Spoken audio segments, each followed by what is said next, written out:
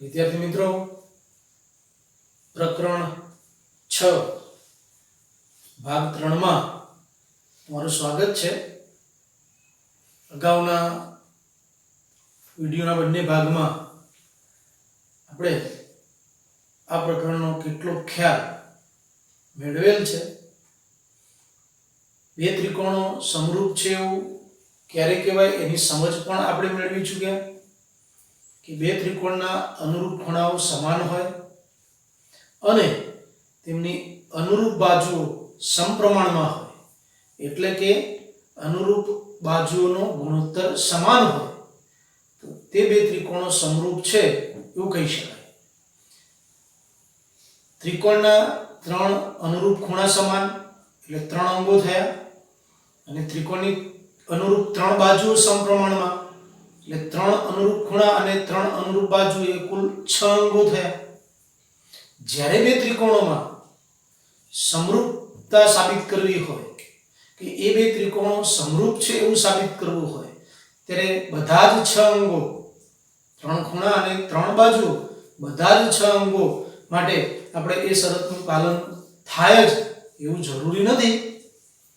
કેટલાક અંગોના આધારે પણ આપણે એ બે ત્રિકોણો સમરૂપ છે એવું કહી શકીએ. સમરૂપતાની કેટલીક શરતો આજે આપણે શીખવી છે. પહેલી શરત છે ખૂ ખૂ ખૂ શરત. અહીંયા ત્રણે ત્રણ ખૂણાની વાત છે. જો બે ત્રિકોણોમાં અનુરૂપ ખૂણાઓ સમાન હોય તો તેમની અનુરૂપ બાજુઓની જોડના ગુણોત્તર પણ સમાન જ થાય. આપણો નિયમ એવો છે કે અનુરૂપ ખૂણાઓ સમાન હોય અને અનુરૂપ બાજુઓનો ગુણોત્તર સમાન હોય. અહીંયા જો બે ત્રિકોણોમાં અનુરૂપ ખૂણાઓ સમાન હોય તો અનુરૂપ બાજુનો ગુણોત્તર પણ સમાન જ થાય, અને એવી પરિસ્થિતિમાં એ બંને ત્રિકોણો સમરૂપ છે એવું આપણે કહી શકીએ. એને એક આકૃતિ દ્વારા આપણે સમજવાનો પ્રયત્ન કરીએ. અહીંયા ત્રિકોણ ABC છે, અહીંયા ત્રિકોણ PQR છે. આ બે ત્રિકોણો સમરૂપ છે કે નહીં, છે તો કઈ શરતના આધારે છે એ આપણે સમજીએ. જુઓ, અહીંયા ખૂણા A નું માપ 50 છે, અહીંયા ખૂણા P નું માપ 50 છે, એટલે ખૂણા A ને અનુરૂપ ખૂણો P છે, ખૂણા B ને અનુરૂપ ખૂણો Q છે, ખૂણા C ને અનુરૂપ ખૂણો R છે. એટલે અનુરૂપ ખૂણાઓ સમાન છે. બે ત્રિકોણના અનુરૂપ ખૂણાઓ સમાન છે. હવે આપણે એની શરત લખવી છે. તો ખૂ ખૂ ખૂ શરત છે કારણ કે ત્રણે ત્રણ અનુરૂપ ખૂણાઓ સમાન છે. તો કયા બે ત્રિકોણો સમરૂપ છે? તો જ્યારે આવી આપણે બે ત્રિકોણોની સમરૂપને આપણે સંકેતમાં લખવું હોય ત્યારે પહેલા ત્રિકોણને તમે લખી લો. તો પહેલો ત્રિકોણ છે ત્રિકોણ ABC, લખી લીધો. વચ્ચે સમરૂપનું ચિહ્ન કરો. હવે પહેલો એ છે ને, અહીંયા આપણે જે ત્રિકોણ ABC લખીએ એમાં પહેલો એ છે શિરોબિંદુ, તો એને અનુરૂપ કયો છે? P, તો પહેલો P લખો. બીજા નંબરે B છે તો B ને અનુરૂપ Q છે તો અહીંયા Q લખો. C ને અનુરૂપ R છે તો અહીંયા C છે તો C ને અનુરૂપ R છે. પરીક્ષામાં આપણને MCQ માં કે 2 માર્ક્સમાં બે ત્રિકોણો સમરૂપ છે કે નહીં, જો સમરૂપ હોય તો કઈ શરતના આધારે સમરૂપ છે એવો પ્રશ્ન પરીક્ષામાં પૂછાય છે. અને આપણે કહીશું ખૂ ખૂ ખૂ શરત. બીજી શરત છે ખૂ ખૂ શરત. ખૂ ખૂ બે જ ખૂણા છે. એક ત્રિકોણના બે ખૂણા બીજા ત્રિકોણના અનુરૂપ ખૂણાને સમાન થાય તો આપણે એને ખૂ ખૂ શરત કહીશું. જો કોઈ એક ત્રિકોણમાં બે ખૂણા અનુક્રમે બીજા ત્રિકોણના બે ખૂણાઓને સમાન હોય તો ત્રિકોણો સમરૂપ છે.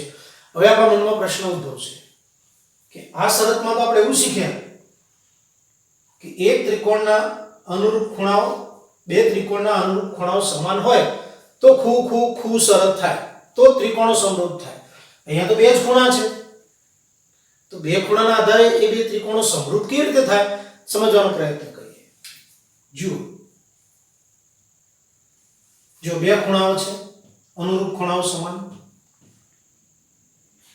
આ 50 છે આ 60 છે તો 70 થવાનો, આ 50 છે આ 60 છે તો 70 થવાનો. તો જો ત્રણે ત્રણ અનુરૂપ ખૂણા સમાન થઈ ગયા. એટલે એક ત્રિકોણના બે ખૂણા અનુક્રમે બીજા ત્રિકોણના અનુરૂપ ખૂણાને સમાન થાય તો એ શરતને આપણે ખોખુ શરત તરીકે ઓળખીશું. ત્રીજી શરત છે બા બા બા શરત. આના જેવું છે. અહીંયા ત્રણે ત્રણ ખૂણા હતા, અહીંયા ત્રણે ત્રણ બાજુઓ છે. તો એક ત્રિકોણની બાજુઓ બીજા ત્રિકોણની અનુરૂપ બાજુઓના સમપ્રમાણમાં હોય. બરાબર આપણે આ વાતને પકડવાની છે. જ્યારે ખૂણાની વાત કરતા હોઈએ ત્યારે અનુરૂપ ખૂણાઓ સમાન હોય. જ્યારે બાજુની વાત આવે ત્યારે અનુરૂપ બાજુઓ સમપ્રમાણમાં હોય એમ કહી શકાય, અથવા અનુરૂપ બાજુઓનો ગુણોત્તર સમાન હોય. આ વાતને આપણે યાદ રાખવી પડશે. અહીંયા બાજુની વાત છે. જો બે ત્રિકોણોમાં એક ત્રિકોણની બાજુઓ બીજા ત્રિકોણની અનુરૂપ બાજુઓના સમપ્રમાણમાં હોય, એક ત્રિકોણની બાજુઓ બીજા ત્રિકોણની અનુરૂપ બાજુના સમપ્રમાણમાં હોય અથવા એમનો ગુણોત્તર સમાન હોય તો એ અનુરૂપ ખૂણાઓ સમાન જ થાય. અનુરૂપ બાજુઓ સમપ્રમાણમાં હોય તો અનુરૂપ ખૂણાઓ સમાન જ થશે. અહીંયા ઉદાહરણ આપેલું છે, જુઓ. અહીંયા બે ત્રિકોણ છે, ત્રિકોણ ABC અને ત્રિકોણ PQR. તો AB ને અનુરૂપ બાજુ PQ છે, BC ને અનુરૂપ બાજુ QR છે અને AC ને અનુરૂપ બાજુ PR છે. હવે કઈ બાજુને કઈ બાજુ અનુરૂપ છે એ તો આપણે જ્યારે દાખલા ગણશું ત્યારે એની વિશેષ આપણને ખબર પડશે. પણ મોટી મોટી વાત કરવી હોય તો આપણે એવું કહી શકીએ, આમ નજરે દેખાય છે. જો AB 2 છે, PQ 4 છે, આના કરતા બમણી છે, આના કરતા આ બમણું છે, આના કરતા આ બમણું છે, એટલે સમપ્રમાણમાં છે. AB છેદમાં PQ, જો AB છેદમાં PQ આ બે બાજુઓનો ગુણોત્તર. તો AB નું માપ છે 2, PQ છે 4, 2 નો છેદ ઉડાડી ત્યારે 1/2. એ પ્રમાણે BC છેદમાં QR, BC છેદમાં QR 3/6 ત્યારે પણ 1/2. AC છેદમાં PR, AC છેદમાં PR 4/8 એટલે 1/2. જો ગુણોત્તર સરખો આવે, આ અનુરૂપ બાજુનો ગુણોત્તર 1/2, આ બે અનુરૂપ બાજુનો ગુણોત્તર પણ 1/2, આ બે અનુરૂપ બાજુઓનો ગુણોત્તર પણ 1/2, એટલે અનુરૂપ બાજુઓનો ગુણોત્તર સમાન છે. આવે છે ને સમાન? તો અનુરૂપ બાજુઓનો ગુણોત્તર સમાન છે માટે એ બે ત્રિકોણો સમરૂપ છે. એટલે બાબા શરત મુજબ ત્રિકોણ ABC સમરૂપ ત્રિકોણ PQR છે. આગળની શરત બાખુબા શરત. હવે તમે જુઓ, ધોરણ 9 માં આપણે એકરૂપતાની શરતો શીખ્યા હતા. એકરૂપતામાં આપણે એવું કહેતા કે અનુરૂપ ખૂણાઓ સમાન હોય અને અનુરૂપ બાજુઓ પણ સમાન હોય, આવું કહેતા આપણે. એ સમરૂપતાનો શબ્દ આપણે ઉપયોગમાં કરીએ છીએ. એટલે ખૂણા માટે આપણે સમાન શબ્દ વાપરવો પડે, બાજુઓ સમપ્રમાણમાં છે એમ આપણે યાદ રાખવું પડે. જો ત્રિકોણનો એક ખૂણો બીજા ત્રિકોણના એક ખૂણાને સમાન હોય, જો જ્યારે ખૂણાની વાત કરીએ આપણે ત્યારે સમાન, ત્રિકોણનો એક ખૂણો બીજા ત્રિકોણના અનુરૂપ ખૂણાને સમાન હોય, ખૂણો સમાન હોય. હવે આ બે બાજુઓ છે તો બાજુઓ કેવી છે? તો આ જે ખૂણો છે એ ખૂણો આ બે બાજુની અંતર્ગત છે. આમ વિચારવું હોય તો આપણે એવું કહી શકીએ, ABC આ ખૂણો છે, આ ખૂણો એ આ બે બાજુના અંતર્ગત છે. અંતર્ગત એટલે વચ્ચે છે. આ ખૂણો આ બે બાજુની અંતર્ગત છે. તો ત્રિકોણનો એક ખૂણો બીજા ત્રિકોણના એક ખૂણાને સમાન હોય અને આ ખૂણાઓ જે બાજુઓને અંતર્ગત હોય તે બાજુઓ સમપ્રમાણમાં હોય. આ ખૂણો જે બાજુને અંતર્ગત છે એ બાજુઓ બીજા ત્રિકોણની અનુરૂપ બાજુઓને સમપ્રમાણમાં હોય ત્યારે એ શરતને આપણે બાખુબા શરતના નામે ઓળખીએ છીએ. આગળની શરત જોઈએ આપણે, કાકબા શરત. કા કાટખૂણો, ક કર્ણ, બાજુ. હવે આ કાટખૂણો છે એટલે કાટખૂણો તો કાટકોણ ત્રિકોણ જ હોય. તો બે કાટકોણ ત્રિકોણમાં જો એક ત્રિકોણનો કર્ણ અને એક બાજુ બીજા ત્રિકોણના કર્ણ અને એક બાજુના ગુણોત્તર સમાન હોય, તો તે બે ત્રિકોણો સમરૂપ ત્રિકોણો થાય. અહીંયા તમે જુઓ ત્રિકોણ ABC એમાં ખૂણો B કાટખૂણો છે, ત્રિકોણ PQR એમાં ખૂણો Q કાટખૂણો છે. એક ત્રિકોણનો કર્ણ અને બાજુ બીજા ત્રિકોણના કર્ણ અને બાજુના ગુણોત્તર સમાન થાય. જો એ ગુણોત્તર સમાન થાય છે તો આ ત્રિકોણનો કર્ણ 5 છે, આ ત્રિકોણનો કર્ણ 10 છે, તો 5 ભાગ્યા 10 કરીએ, હવે કર્ણનો ગુણોત્તર કરીએ તો 5 ભાગ્યા 10 એટલે 1/2 થાય. છેદ ઉડાડશું ત્યારે એ જ પ્રમાણે બાજુનો ગુણોત્તર કરીએ, બાજુ 3 છે એને અનુરૂપ બાજુ 6 છે, એ પણ ગુણોત્તર સરખો થયો. તો કાટકોણ ત્રિકોણમાં એક ત્રિકોણનો કર્ણ અને એક બાજુ બીજા ત્રિકોણના કર્ણ અને એક બાજુના ગુણોત્તર સમાન થાય તો બે ત્રિકોણો સમરૂપ છે એવું કહી શકાય. અને એ શરતને આપણે કહીશું કાકબા શરત. આ શરતને આપણે બાખુબા શરત નહીં કહીએ, કારણ કે જુઓ બાજુ બાજુ પછી કાટખૂણો, અથવા આમ લઈએ તો કાટખૂણો કર્ણ બાજુ, એટલે આ કાટખૂણો છે ને એ બે બાજુના અંતર્ગત નથી, આ બે બાજુની વચ્ચે નથી. આ બે બાજુની વચ્ચે ખૂણો આવે તો આપણે એને બાકુબા શરત કહીએ છીએ. અહીંયા એક દાખલો મૂકેલો છે, આપેલ આકૃતિનું નિરીક્ષણ કરવાનું છે અને ખૂણો P શોધવાનો છે. વિદ્યાર્થી મિત્રો, આપણે અત્યાર સુધી જે વાતને સમજ્યા છીએ એ વાતના આધારે આપણે હવે દાખલા કેવી રીતે સોલ્વ કરવા એ શીખવું છે.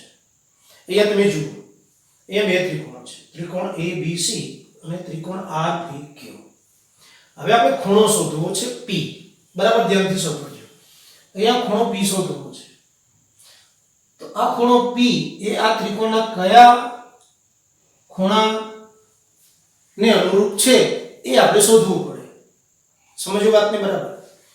આ ખૂણો P આ ત્રિકોણના કયા ખૂણાને અનુરૂપ છે એ શોધી લઈએ તો આપણે આ ખૂણા P નું માપ આ ત્રિકોણના ખૂણાના આધારે મેળવી શકીએ. સૌ પહેલા આપણે કામ કરી લઈએ. તમે જુઓ અહીંયા ત્રિકોણ ABC અને ત્રિકોણ PQR માં ત્રિકોણની બાજુઓ આપેલી છે અને બાજુઓનો ગુણોત્તર સમાન થાય તો આપણે શરતના આધારે કયા બે ત્રિકોણો સમરૂપ છે એ શોધી શકીએ. કયા બે ત્રિકોણો સમરૂપ છે જાણી લઈએ તો અનુરૂપ ખૂણા આપણે આપોઆપ મેળવી શકીએ. તો આપણી પાસે બાજુઓના માપ છે, તો આપણે બાજુઓનો ઉપયોગ કરશું અને બાજુઓનો ગુણોત્તર સમાન હોય તો એને પહેલા સમજીએ. તમે જુઓ આ 3.8 છે, આ 7.6 છે. તો આમ પહેલી નજરે ખબર પડે 3.8 કરતા ડબલ છે એટલે આને અનુરૂપ આ છે, આ 6 છે, આ 12 છે એટલે આને અનુરૂપ આ બાજુ છે, આ 3 વર્ગમૂળમાં 3 છે, આ 6 વર્ગમૂળમાં 3 છે એટલે આના કરતા આ ડબલ છે. આમ આકૃતિ જોઈને ખબર તો પડી જાય કે કઈ બાજુને કઈ બાજુ અનુરૂપ છે.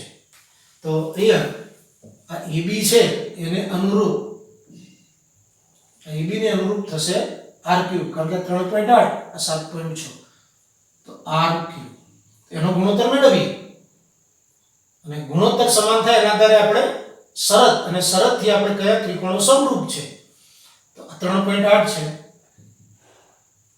RQ 7.6 છે. પોઈન્ટ પછી એક આંકડો છે એનો દસકો નીચે લાવીએ, થોડું રફ કામ કરીએ. જુઓ 38 છે તો એનો દસકો નીચે આવે, આ નીચે 73 છે, પોઈન્ટ પછી એક આંકડો છે એનો દસકો ઉપર જાય તો ઉડી જશે. એટલે આપણે પોઈન્ટ દૂર કરી દઈએ તો 38/73. જુઓ 38 કરતા ડબલ 73 છે, 38 વડે 73 ને ભાગી નીચે 2 આવે, 1/2 આવે. આ બેનો ગુણોત્તર 1/2 આવે. હવે આ બેનો ગુણોત્તર કરીએ. BC છેદમાં QR, AB RQ, BC QR. કારણ કે પહેલી નજરે ખબર પડે આના કરતા ડબલ છે તો BC 6, QR સોરી QP છે આપણી પાસે, QP છે 12. છેદ ઉડાડીએ 6 દુ 12, 1/2. હવે AC આના કરતા ડબલ છે RP, તો AC 3 વર્ગમૂળમાં 3 આરપી 6 વર્ગમૂળમાં 3 વર્ગમૂળમાં 3 ઉડી જાય 3 વડે 6 ને ભાગે એટલે નીચે 2 આવે. જુઓ અનુરૂપ બાજુઓનો ગુણોત્તર સમાન થઈ ગયો. બસ આ જ શીખવાનું છે આપણે. અનુરૂપ બાજુઓનો ગુણોત્તર સમાન છે માટે આપણે આને લખી દઈએ કારણ કે આ તો સરખા આવે ગુણોત્તર. AB છેદમાં RQ બરાબર BC છેદમાં QP બરાબર AC છેદમાં RP. જો અનુરૂપ બાજુઓનો ગુણોત્તર સમાન છે એટલે આ સમાન લખી કાઢે. હવે આપણે શું કરવું છે? શરત નક્કી કરીએ. તો જો અનુરૂપ બાજુઓનો ગુણોત્તર સમાન છે એટલે બા શરત થઈ. તો બા શરત મુજબ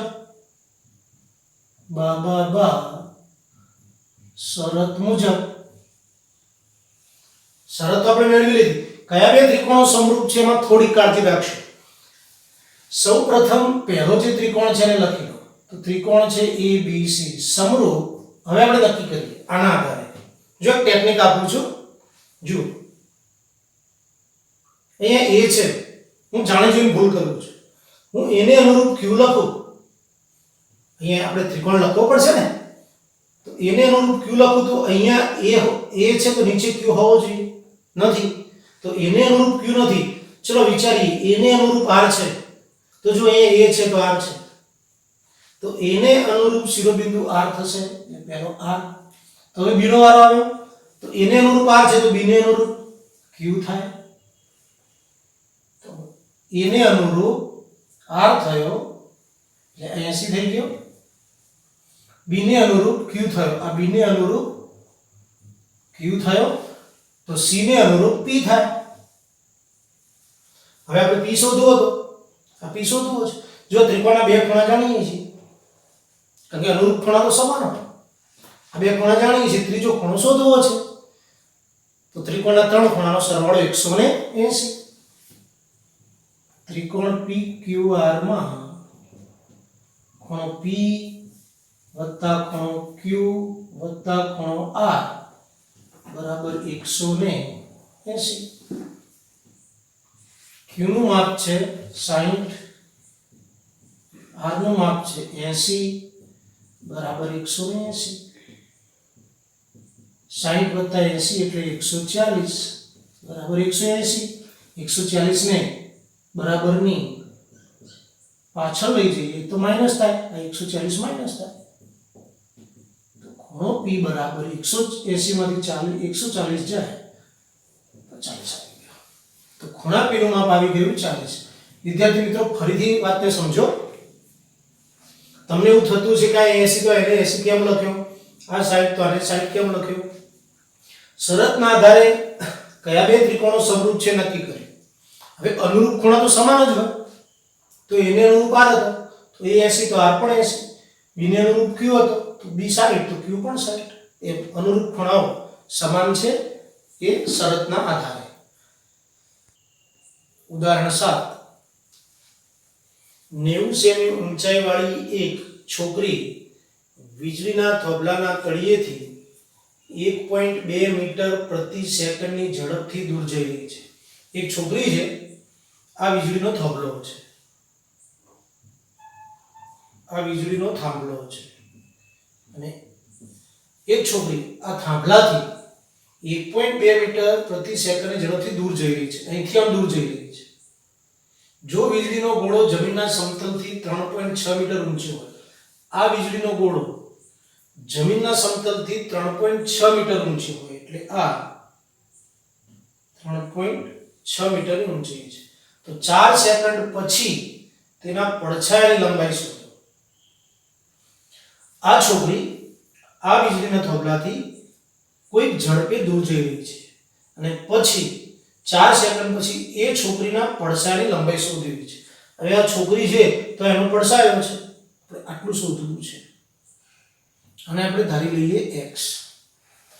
તો પડછાયાની લંબાઈ ધારો કે પડછાયાની લંબાઈ DE જેને શોધવું છે એને આપણે ધારી લીધું x મીટર છે. હવે તમે જુઓ અહીંયા બે ત્રિકોણ બને છે, ત્રિકોણ ABC અને ત્રિકોણ CDE. એમાં આ ખૂણો B કાટખૂણો છે. થોભલો જે છે એ જમીનને લંબ જ હોય એટલે ત્યાં કાટખૂણો બને. એટલે B કાટખૂણો છે, અહીંયા D પણ કાટખૂણો છે. કારણ કે આપણે જ્યારે જમીન પર ઊભા હોઈએ ત્યારે જમીન સાથે આપણે લંબ હોઈએ એટલે આ પણ ખૂણો કાટખૂણો, આ પણ ખૂણો કાટખૂણો છે. એટલે ખૂણો B બરાબર ખૂણો D. કેમ? તો બંને કાટખૂણા છે. ત્રિકોણ ABE અને ત્રિકોણ CDE બંનેમાં E પણ સરખો છે. E બરાબર E. તો ત્રિકોણ ABE સમરૂપ ત્રિકોણ CDE.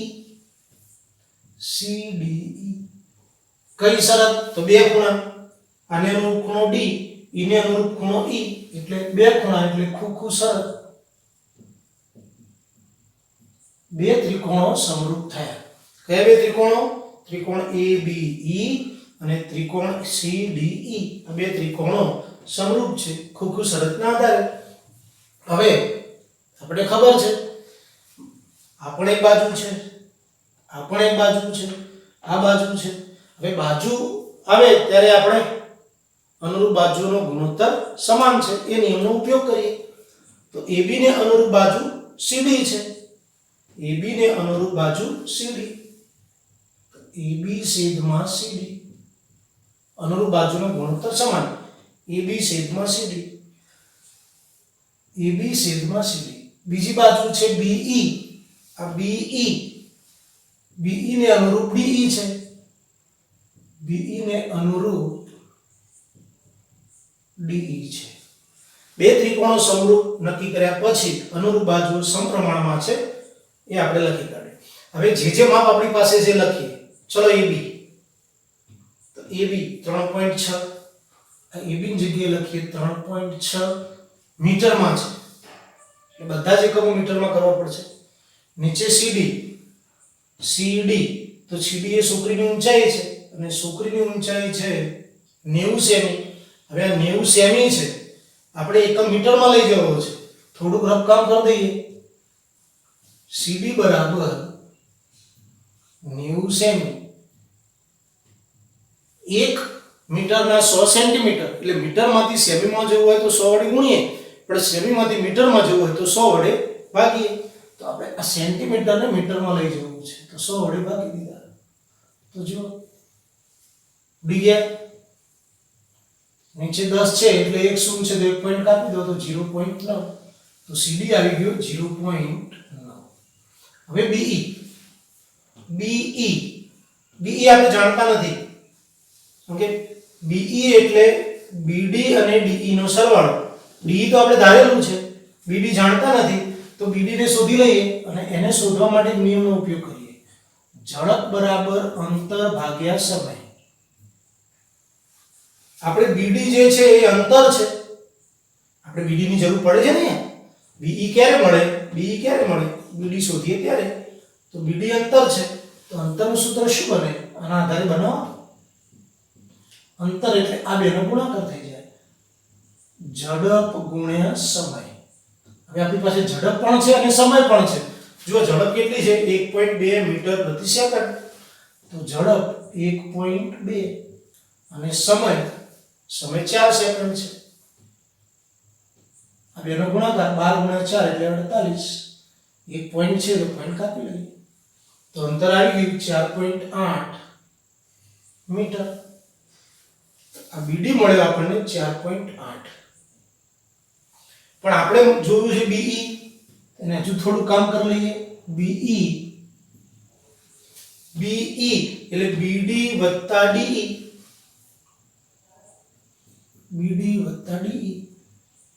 BD આપણે શોધ્યો 4.8 અને DE ની આપણે ધારણા કરેલી છે x. તો BE મળ્યો 4.8 વત્તા x. તો BE ની જગ્યાએ લખીએ આપણે 4.8 વત્તા x. નીચે DE તો આપણે ધારેલું છે DEx. આટલું સુધી આવી ગયા. ફરીથી સમજાવું. આકૃતિ છે આપણી પાસે. ખૂણો B અને ખૂણો D અનુરૂપ ખૂણા કાટખૂણા સરખા છે. ત્રિકોણ ABE અને CDE માં E પણ સરખા છે એટલે બે ત્રિકોણો સમરૂપ થયા. ત્રિકોણ ABE અને ત્રિકોણ CDE આ બે ત્રિકોણો સમરૂપ થયા. એના આધારે આપણે બાજુ સમપ્રમાણમાં છે આટલા સુધી આવી ગયા. જે માપ આપણી પાસે હતા એ નોંધતા ગયા. જે માપ આપણી પાસે નહોતા અને બાજુમાંથી આપણે મેળવી લીધા. હવે આનું સાદુરૂપ આપીએ. જુઓ, પોઈન્ટ પછી એક આંકડો છે, પોઈન્ટ પછી એક આંકડો છે. આનો દસકો નીચે આવે, આનો દસકો ઉપર જાય એટલે એને રદ કરો તો ઉપર 36 નીચે 9. અહીંયા 4.8 વત્તા x અહીંયા x. અહીંયા x નહીં ઉડે કારણ કે વચ્ચે પ્લસ છે. તો જુઓ આ 36 ને 9 વડે ભાગીને 4 થાય. 36 ને 9 વડે ભાગીને 4. અહીંયા 4.8 વત્તા x નીચે x. આ x 4 ને ગુણી જાય ભાગાકારમાં છે એ ગુણાકારમાં જાય. આ x ને 4 વડે ગુણો એટલે 4x. અહીંયા 4.8 વત્તા x. અહીંયા x વાળું પદ છે, અહીંયા x વાળું પદ છે. આ x વાળા પદને x વાળા પદની પાસે લાવીએ તો 4x હતા. આ x ને આ બાજુ લાવીશું એટલે માઈનસ થશે. અહીંયા વચ્ચે 4.8. 4x માંથી x જાય એટલે 3x બરાબર 4.8. 3 આની નીચે જાય 4.8 ભાગ્યા 3. 4.8 એટલે 48. 48 ને 3 વડે ભાગો એટલે 16 પણ એક પોઈન્ટ છે એટલે 1.6. તો x 1.6 મીટર આવે. હવે x કોણ હતો? પડછાયાની લંબાઈ. જવાબ લખી દઈશું. માટે પડછાયાની લંબાઈ 1.6 મીટર છે. વિદ્યાર્થી મિત્રો, દાખલો થોડોક સમજણ માંગી લેવો છે પણ તમે શરતો પૂરેપૂરી જાણતા હશો, એના ખ્યાલ પૂરેપૂરા જાણતા હશો. દાખલાને એકાદ બે વાર સમજ્યા પછી તમે એની થોડીક પ્રેક્ટિસ કરશો તો એનો ખ્યાલ તમને ઝડપથી આવશે. હવે આપણે નવા વિડીયોમાં નવી વાત લઈને મળશું.